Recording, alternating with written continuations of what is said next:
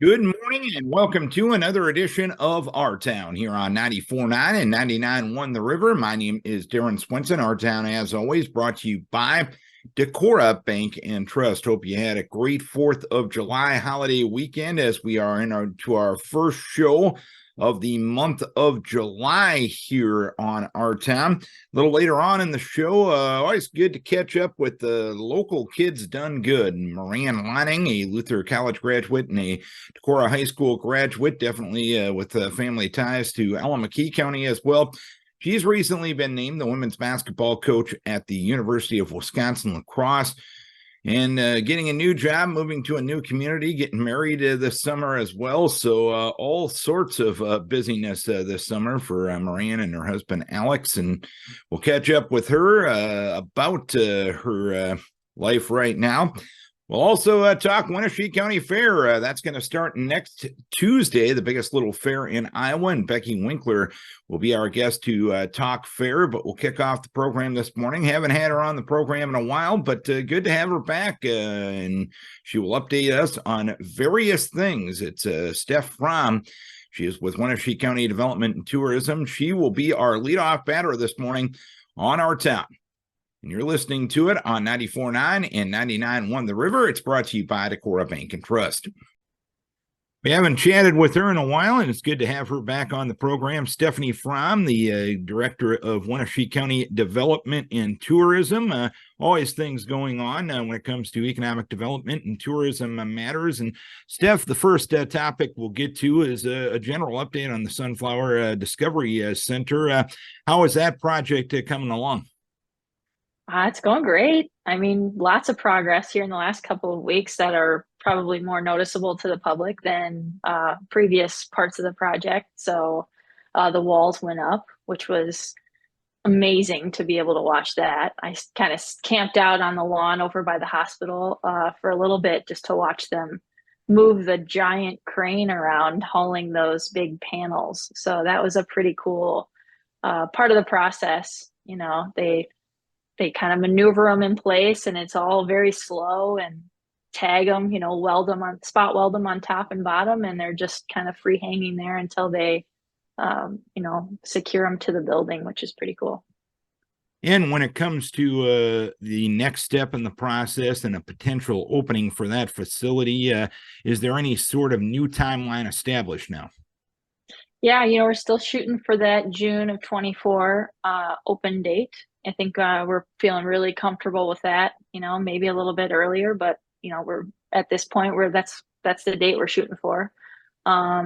More parts of the project that will probably be more noticeable in the coming months. They'll finish up the site prep. They'll finish the grading of the parking lot and pave that. And then we'll move and transition into some landscaping around the front of the building, and then the playgrounds and the surfacing will all get installed on the back side of the building this fall. So those will be some pretty neat things to be able to see too. Obviously, we've dealt with a pretty dry summer to this point, and obviously the folks in agriculture would like more wet weather than what we've had to this point, but has the dry weather helped the progress with this facility? Yeah, probably. I mean, we got held up.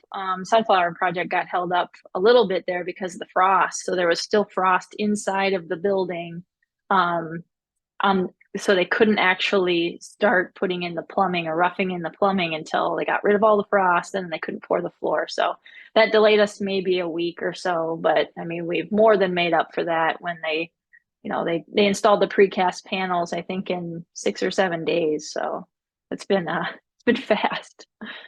And when it comes to, you mentioned the June 2024 scheduled opening of this facility, is there a time that has been set to potentially take customers, for lack of a better term, to sign up children to go to into this facility and use it as the daycare facility? Yeah, so they have a Rockstar admin team that's kind of figuring out the logistics of that. So this is all new to all of us, right? So, but we've consulted with other childcare centers that have either expanded or opened new facilities around Iowa. And essentially, there's a process. There's probably a method to the madness a little bit, I guess you'd probably say, where do you hire staff first or do you enroll students first? So we're trying to sort of do both simultaneously a little bit. They have a pretty robust waiting list, so that they've kind of started organizing that a little bit and reaching out to some families that had expressed some interest, or had been on that waiting list for an extended period of time to see if they would be even interested in moving into the center, or if they're even here anymore, So that'll be probably a next step that'll start the whole process will start this late fall, early 2024, and from there, they'll get everyone enrolled and probably have some sort of down payment method to that till they lock in their spot, and then there will be a big moving party, most likely sometime late spring next year, where we'll have to transition into move things from the old building to the new facility, because they are reusing majority of their classroom equipment, learning tools and stuff. So what you're saying is the chicken and the egg can arrive at the same time. I'm thinking that's going to be the case. Yeah. It's a big undertaking, but they have just so much talent up there. So they're all seasoned, and they know how the process works. And they have Marlene Brown, who's been the director up there for quite some time. And she's just a rock star that's stuck with us for a long, this whole entire process back when, I was just joking the other day when we were moving little circles around on the table in the conference room at the chamber of like, if we could design a facility, what would it look like? And we were just kind of trying to get a layout of how the facility would look. Of course, it's changed 2-3 times now since then, but they're building the thing now, so there ain't no change in anything anymore. So how long of an overall process has this been? Oh gosh, I think we started it in 2019, so it's been about a 4-year process for me. I mean, and there's been a handful of them that have stuck with it since 2019, and Marlene Brown would be one of them, and then of course the staff too, where it was a presentation we had given in maybe 2020, early 2020, maybe 2021, and I'm sure, as a staff person, seeing this massive facility and seeing what your current facility looks like and how realistic is this, and it's happening. So it's pretty realistic. Yeah. Well, and it's applaud to everybody involved for making the original idea such a reality, and you can't wait for a year from now when it all comes to fruition. Moving on to some other subjects, I know when it comes to specific economic development projects, I know you can't get too specific into that right now, but how would you say, I'll put it to you this way, how interested are people still in Winneshiek County in establishing businesses and getting a part of the commerce that our county develops? Yeah, so our office actually just expanded. We added a full-time employee. She's a Decorah native and a Luther graduate. Maddie Putnam is our new Winneshiek County Development Project Coordinator. So she'll be helping me with a variety of projects, primarily focusing on probably the southern part of Winneshiek County, working with communities that are, constantly doing some awesome events, community-driven events and projects. So community leaders such as in Ocean or Spillville and Fort and Kelmer.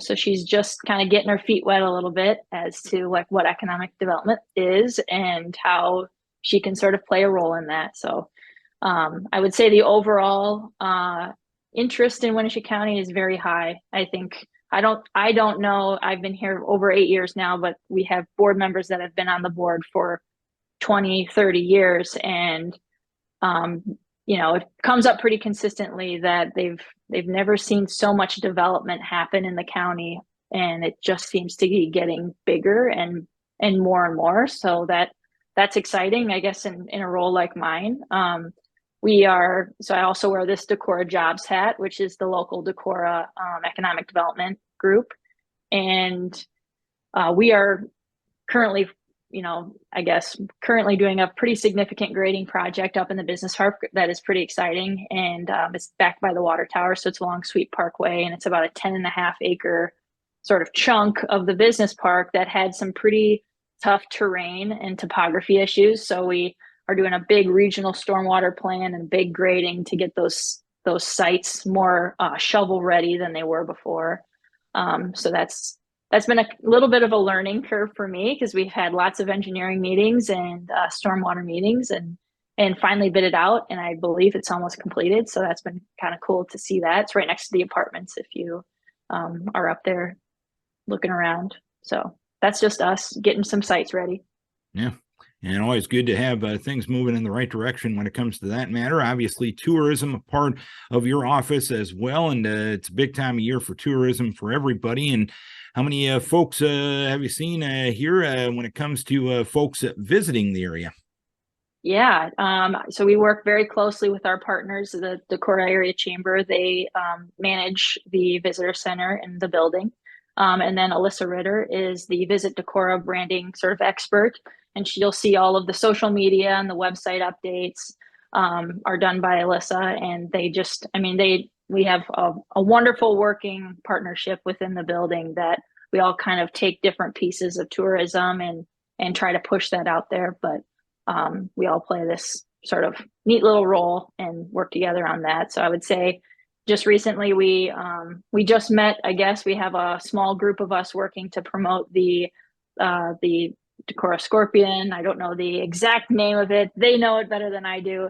But then also this crater impact sort of area, and we're wrapping up a really cool project that we'll be able to fully kind of showcase soon. But we had received some grant funding from the Winneshiek County Community Foundation and our partners at Travel Iowa for a tourism grant to actually create a really neat sort of bronze looking sewer cap sort of model. I keep calling it a sewer cap because that's literally what it will look like, but it'll act as the impact marker. So it'll actually, so when the crater actually hit the area to create this, or the meteor hit the area to create this crater, they believe it had happened up in Van Penen, which if you're standing up in Van Penen, you're kind of like, how did this meteor hit this and then sort of create? Well, clearly there's been a lot of time that's passed since then, but it will be a kind of a cool tourism marker to be able to like kind of stumble across and see, oh, wow, there's this marker here. What does it say?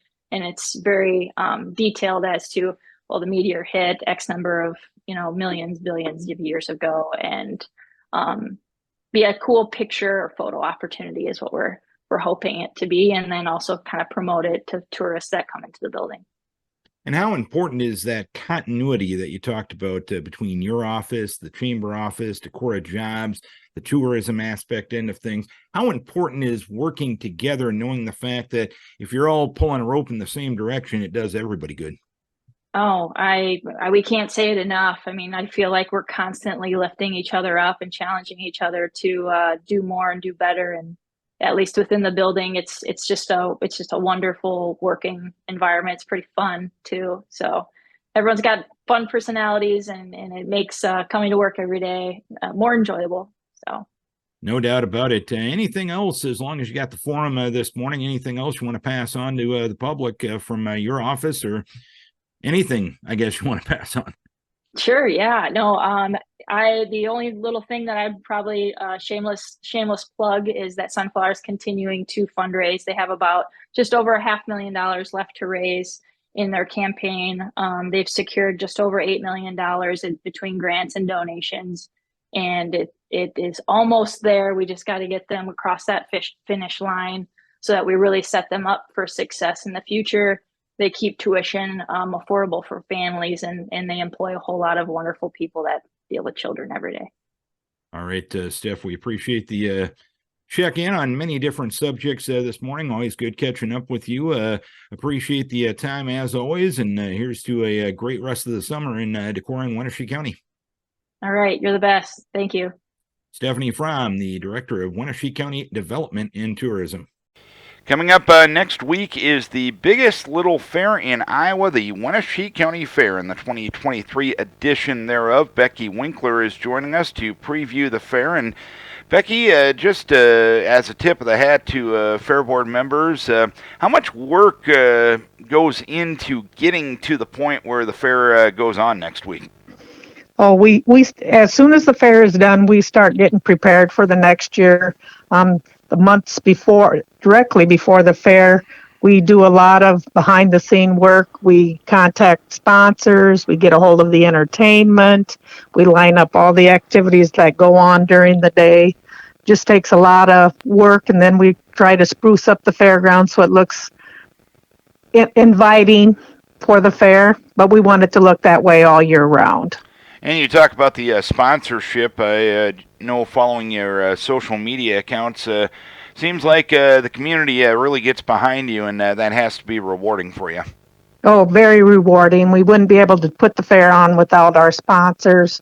They step in whenever needed. Anytime we ask them to help us with something, they're always willing to help us. They judge contests for me during the week, and they're just a great community to be in. And of course, a big part of any fair is the grandstand entertainment, and the fun gets underway next Tuesday night. Tell us about this year's edition of the grandstand entertainment. All right, so on Tuesday we have the Winneshiek County Raceway stock car races. Every night of our grandstand is usually we're full, so which is a good thing, very good thing. And then on Wednesday night we have the Barnes PRCA Rodeo.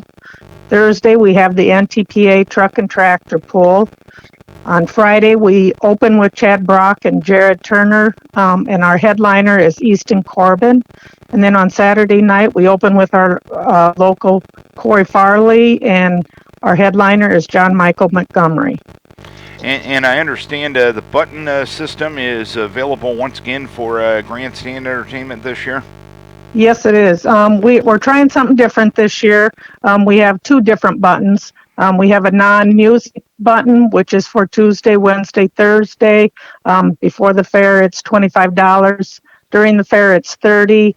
And then we also have our 5-day button, which is $50 before the fair and $60 during the fair. And of course, when you come out to the fairgrounds, there's a lot of free entertainment on a day in and day out basis. I know you talked about the work it takes to get that organized. What are some of the highlights of the stuff folks can see at absolutely no cost next week? Well, all our contests are no cost, and then it's local people bringing things into different contests. New this year, we're having a Lego contest, and then we're also doing a T-shirt contest where kids can come in and create their own T-shirts. We have Nick's Kid Show. This year, he's going to do he's doing actually 6 shows for us. His normal kids show, and then he's going to do a barnyard one, which is something new that we've never had before.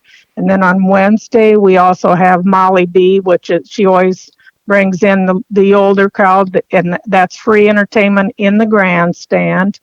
We have the G2G group is coming in on Friday, so they get to enjoy the fair and the music that evening as well. And of course, one of the main reasons for the fair is the 4-H and FFA youth, and looking at the schedule for both the show barn and the Dane and Lansing building.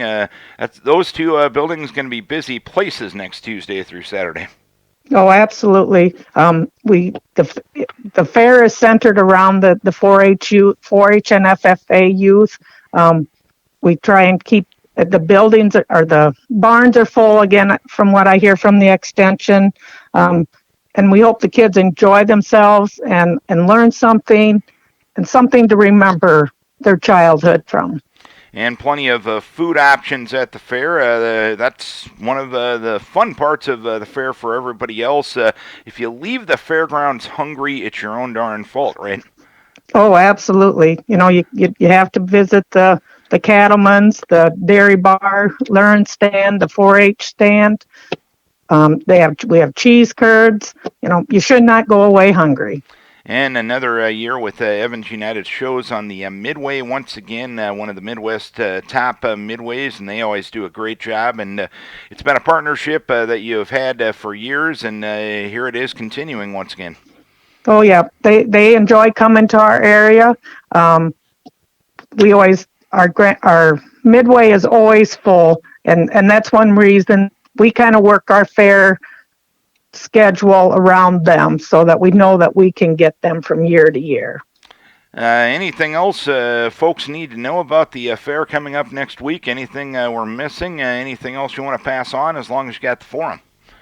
Nope, I think we kind of covered everything, but we just hope to see everybody there and hope there's something for everybody. And if there's something that somebody wants us to do at the fair, just get a hold of somebody on the fair board or the fair manager, and we would be gladly check into it. You know, we're open to new ideas every year. All right, Becky, we appreciate you taking the time and telling us about the fair next week. Always a fun time of year in Winneshiek County and in Decorah. Here's hoping for a great 2023 Winneshiek County Fair, and again, appreciate the time. Well, thank you very much for having me on, Darren. Becky Winkler joining us, the Winneshiek County Fair 2023 edition next Tuesday through Saturday at the fairgrounds in Decorah. Catching up with a local kid done good, and she's still doing good. Moran Lonning recently was hired as the new women's basketball coach at the University of Wisconsin-La Crosse after spending her previous time at Central. And I look at your summer, Moran. You got married at the end of May. Yep. Middle of June, you get a new job. You're transitioning to a new community. What have you done with your spare time this summer? Gone to some basketball games and softball games of my sister Shanae, who's 11, who's just killing it. So, yeah, that's about it. Talk about how this Wisconsin-La Crosse opportunity presented itself and what made it the right opportunity for you at this time.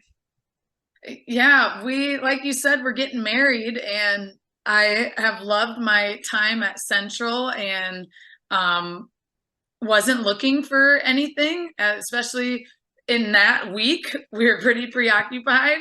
And my older brother, Connor, he was an alum from UW-La Crosse and wanted to take our other sister, Summer, who's 17, on a visit there after my wedding. They're right now in New Jersey, so they thought while they were back in the Midwest, let's go on a college visit to his alma mater. And they wanted to meet with the women's basketball coach, but never heard back. And so they got on campus, and that's how we found out that the job was open, because my brother and sister were trying to meet with her, and they heard that it had been open for 3 weeks and was about to close. The search was about to close. And my husband and I were getting ready to go on our honeymoon, and my brother called me in the middle of their tour after he found out. And this has always kind of been our, I guess, long-term dream, was to be all back together back in La Crosse. Especially my brother was going to be there regardless. And I guess long-term, because of my ties there with my dad, making his Hall of Fame coaching run there, I mean, I didn't think it happened this fast, but I had kept my eye on Karen Middleton there and maybe thought she'd finish out her career there. And I wanted to kind of turn Central around. That was the vision that me and my staff had at Central, but I can't control the timing. And I think my dad, he's a grinder. He's just grinding up in heaven, I think, pulling all the strings. And this is really what my family needs right now. My sister, Shanae, who's 11, she deserves to be around family that can give her support. And not that we don't have great friends down here in Central Iowa. There's just another level of support that can be with aunts and uncles and cousins and my grandma and my brother and his wife and baby. And she deserves it. And that's what came to the forefront when this job presented itself. Not to mention, it's a great school in a great league. And I'm excited to kind of take the next step of what Coach Karen Middleton has built there over the last 7 years. And not exactly were we looking for it, but I think it's meant to be. And we feel really good as a family, and me and my husband making our way up to La Crosse. And you mentioned the family connection. There's obviously the immediate family connection, but your extended family, pretty much, how many people are within 45 minutes of your home now? Yeah, I think basically my whole mom's side, and then my dad's side, my dad's brother and his wife, my dad's mom, And then we got some cousins in Milwaukee, which is a little bit farther, but yeah, it's pretty much all of our closest friends and family, which is really special.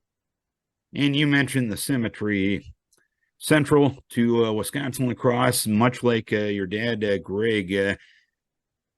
Is it kind of surreal that it's happening as pretty much we speak? It still is like so funny to say out loud that this is happening exactly like my dad.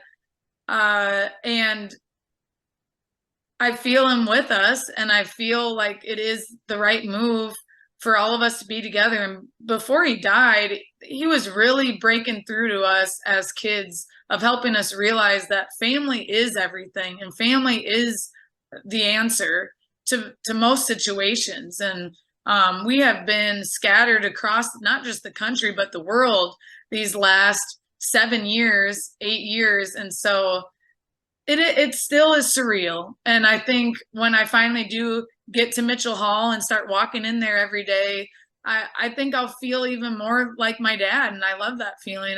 I want to be like him. And yeah, I also love that it looks the same. The vending machines are still in the same spot where I used to get my after school snack. And yeah, it's just, I think that's the best word to use, is just surreal. You're in a sport of coaching, and I guess this happens really in every sport, and the potential for it to happen is every sport is there. You get so myopic and caught up into coaching. You're caught up on your practice plans and your recruiting and your season and the focusing on the young people. And how important was that message, especially from a great mentor like your father, that, you know what, your number one team is still the people that support you the most?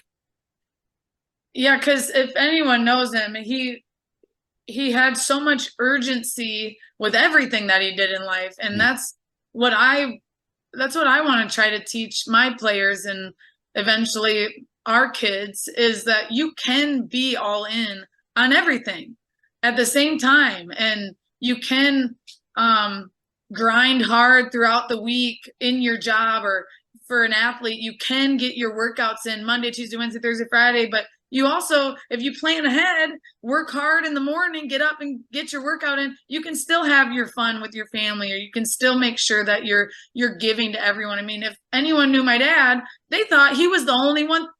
They thought that he was only ever thinking about them.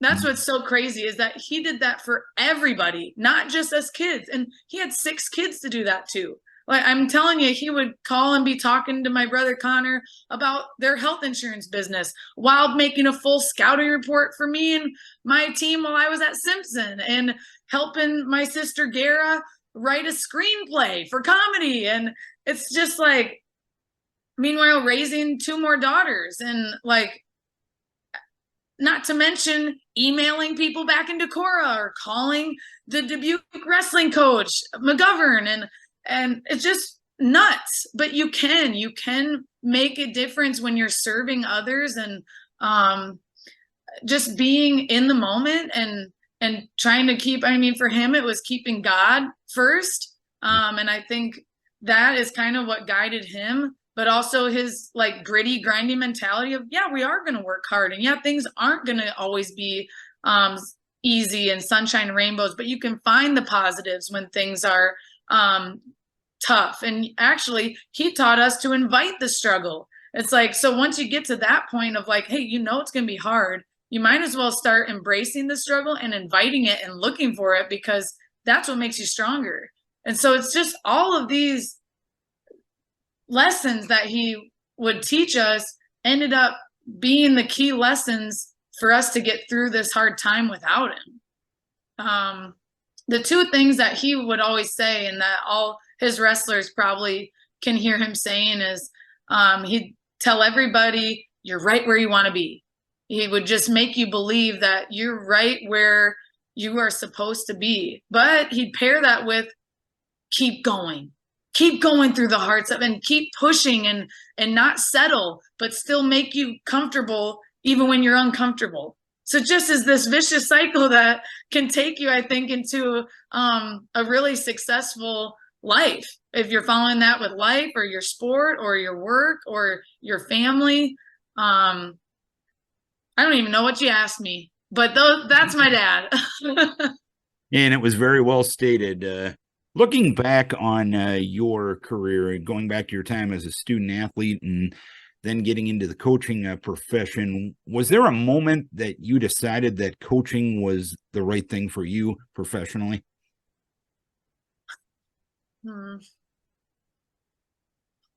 Well, I think my dad did a great job of instilling leadership qualities in me. I think some of it was innate. I really like winning people over. I really like getting to know people, and I'm really competitive. But he instilled things in me of like going out of my comfort zone and making freshmen feel good and comfortable, or looking at my teammates in the eye and telling them that I believe in them and that we can do this. And those sometimes when you're the one who has to call people out, that's not always fun, but that's a leader. And he, I think, instilled those qualities in me and gave me the confidence to do it when, as an 18 to 22-year-old, or even in high school, he really pushed me to use my voice. And sometimes that's scary in a group of 18 to 22-year-olds when you're in college. But I think he made me really comfortable with hearing my own voice. And with all of us kids, he really pushed us to be our own person and walk to our own tune. So, and I don't know, I'm just so much like my dad. I think that I have witnessed him coaching forever and coaching me and seeing all the people that he's impacted. And leaving Luther, I don't know if I remember an exact moment, but I think I realized I wasn't done with basketball yet and wasn't done being around sports. And that's when I decided to be a volunteer coach at Simpson, which the timing of that turned into the top assistant spot a couple days before season started. And I think I fell in love with it even more. So I probably knew it all along because my major was health promotion, that some people thought that when I transferred in, maybe the wellness director came up with that major, and the wellness director happened to be my dad, but it was a major. It was truly a major. And again, I kind of gravitated towards what my dad did. He was a wellness director. I wanted to make people healthy, and that was because of him. So I think I knew deep down that I wanted to probably coach. You mentioned you started as an assistant at Simpson, then got the head job at Central, and now you're moving on to UWL. How have you grown as a coach in your relatively short career to this point, which will last a heck of a lot longer? Yeah. Well, I was so lucky to learn from Coach Nemeth at Simpson, the all-time winningest coach in the league, and top 10 in the country of active coaches. So how cool. I mean, that's why I headhunted him to go learn from him. I think my first thing I learned was not everybody's wired like me. Not everybody had Greg Lonning giving them the juice to drink and brainwashing them into being kind of a gritty grinder. But once I learned that, I think I started understanding that I got to make those connections. I got to get to know the girls and find different ways to motivate them to then eventually, I think, start drinking that juice of like, hey, we can choose our positive attitude. We can choose our energy. We can choose how hard we work. So at Simpson, I think that was a really fun time to really connect with the girls. And as an assistant, you get to do that even more. And I think Coach Nemeth and I were a great duo, and it was super fun to go from our first year together and then get the program back up to back-to-back undefeated conference champs. So it was great to learn from him. But with him being the head coach and me as the assistant, I got to, really focus on the the individuals, making connections, the workouts, the recruiting, those were kind of my things. Then when I became a head coach, boy, were my eyes open to all of those other decisions that have to be made, whether they're the in-game decisions of what we're running or who the ball should go to, or even how you're implementing practice every day. Like there's a lot of decisions that have to be made. And when you're the head coach, everyone's looking to you. And so I think at Central, that's what I got exposed to, were those in-game decisions. And I was lucky to, our girls battled this past year, and we were in 8 one-possession games that came down to the last second. And I got to be in those tight game situations. I think gaining that experience is going to be really good for me moving forward at UWL.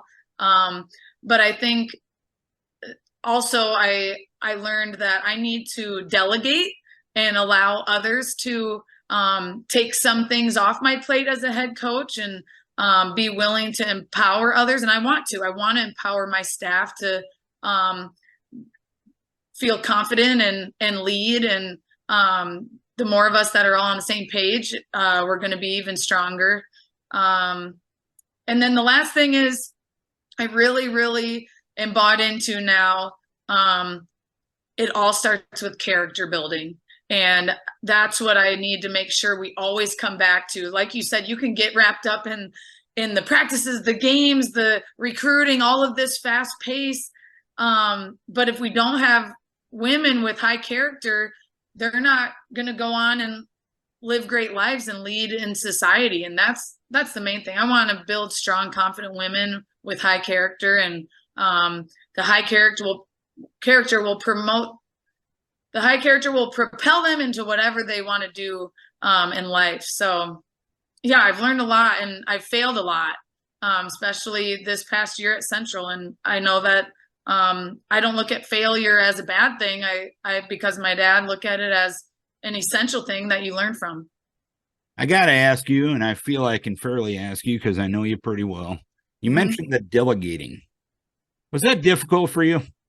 Yeah, it was. I like things done my way at my pace, which is probably a really intense way at a fast pace, with high energy. And I gotta remember that, there's a lot of different ways to do something. Even look at the 2 teams that were in the national championship of Division I women, LSU with almost all transfers, with a brand new coach. And then you got Lisa Bluter with a core that had played over 100 games together. So I do got to remember that there's going to be a lot of different ways to do things. And maybe instead of always it my way, maybe my assistant will have a way to connect with kind of those players that aren't connecting with me at times. So yep, you're right. It was hard, but I gotta keep getting better at that. You brought up the character development end of things. And I think like in my profession, we do not a very good job because we're so focused on the results end of things and what's on the scoreboard at the end of the game. And we talk about that being the only thing that matters. But I've been around college sports enough, high school sports enough, that the ultimate goal is we're trying to put good kids out into society and make let them be in a position to make a difference in the world. That being said, looking back at your time as a high school student athlete and a college student athlete, are kids any different now than when you played? I don't think they're different. I just think they have more access to information. I think they're learning things more quickly and learning things at their pace. And I think they still are craving direction and craving attention and craving, I guess, success. And if we're not intentional about giving it to them and giving them direction, they will probably go off on a different path. But I think they do want to be good kids and become great people. But sometimes we may just assume that they're disinterested by maybe their body language or by how much time they're spending on their phone. But heck, we all do too now. It's just a different world. So I was really lucky at Decorah in high school. There was so much pride in how we did things and wanting to do our best. And we even called it the Decorah way. That was something I remembered. And you just knew, like, we want to win.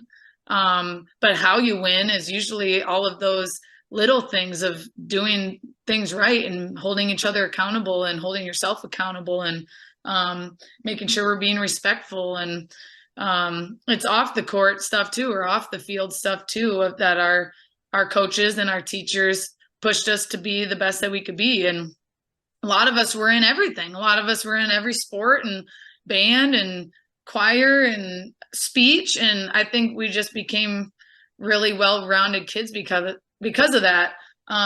College-wise, I was around some amazing women, and my time at UNI, I learned so much from Coach Moran and the women that were my teammates. And then same with at Luther, Coach Bailey, another strong woman, and my teammates. We were all really bought in to the same goal. And when you're all bought in, I think you're all pushing the same way, and you want to comply and do the right thing.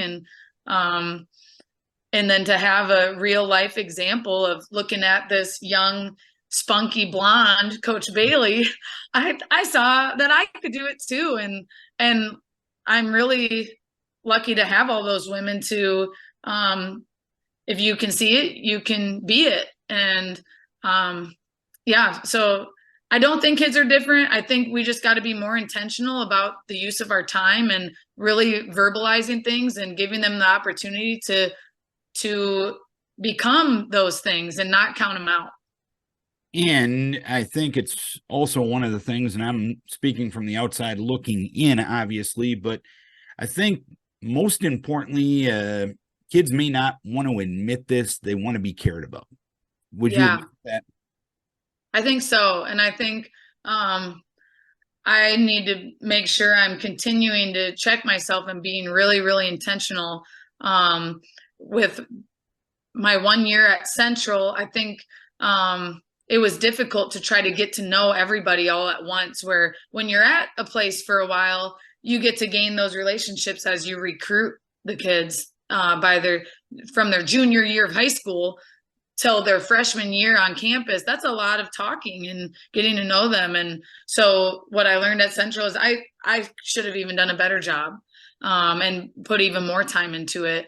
But like, you know, there's a lot of things that you got to put in an offense and a defense and a baseline out of bounds and all these things that really don't matter until, like you said, the girls know that you care about them. And so I think that is definitely something that I'm trying to keep at the forefront as I head into this lacrosse job.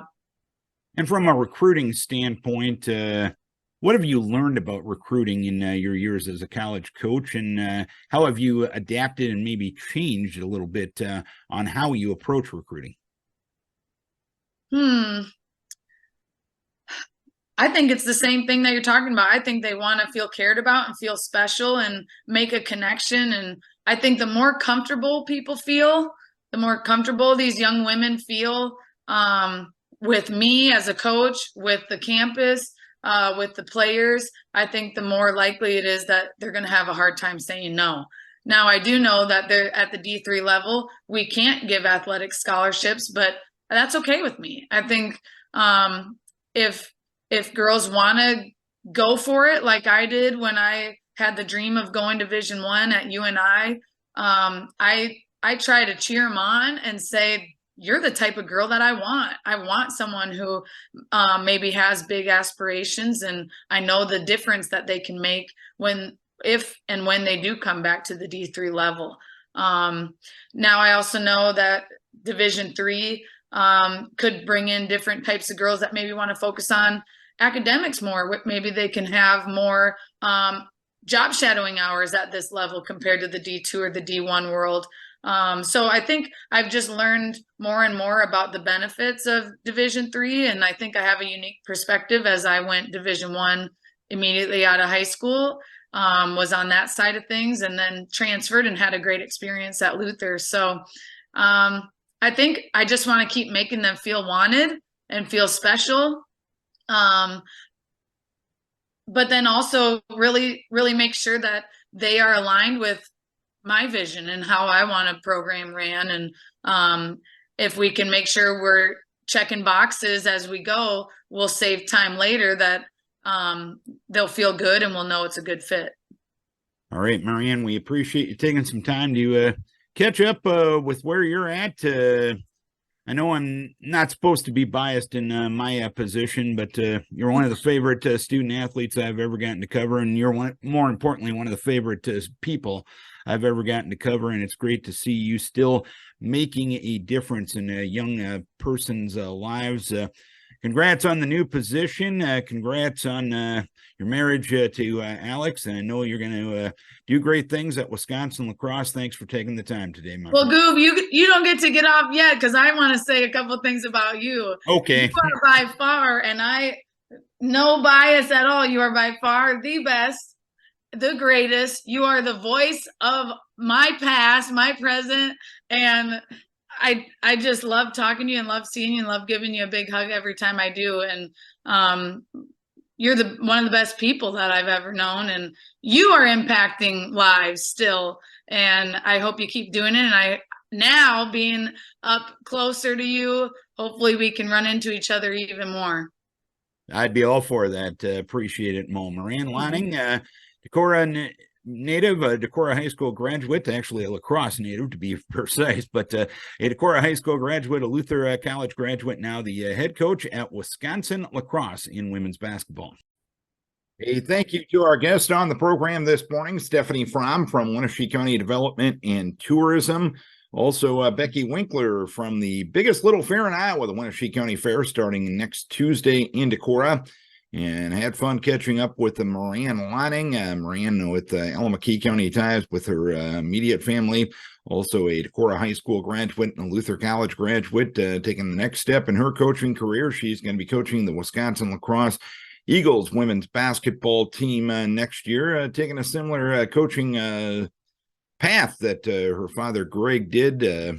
And cool to catch up with one of my favorite people that I have gotten to know through sports. Don't forget, we put these shows on YouTube each and every week where you realize that you're busy, especially during the summertime. You got vacations, you got to take the kids here and there. You got other things going on, like fun stuff, like the 4th of July this week, like the Winneshiek County Fair next week. You can't always be near a streaming device or a radio at 9 o'clock on a Thursday morning.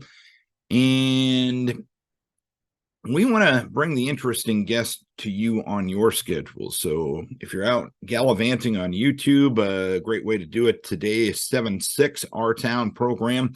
That's a great way to pick it up.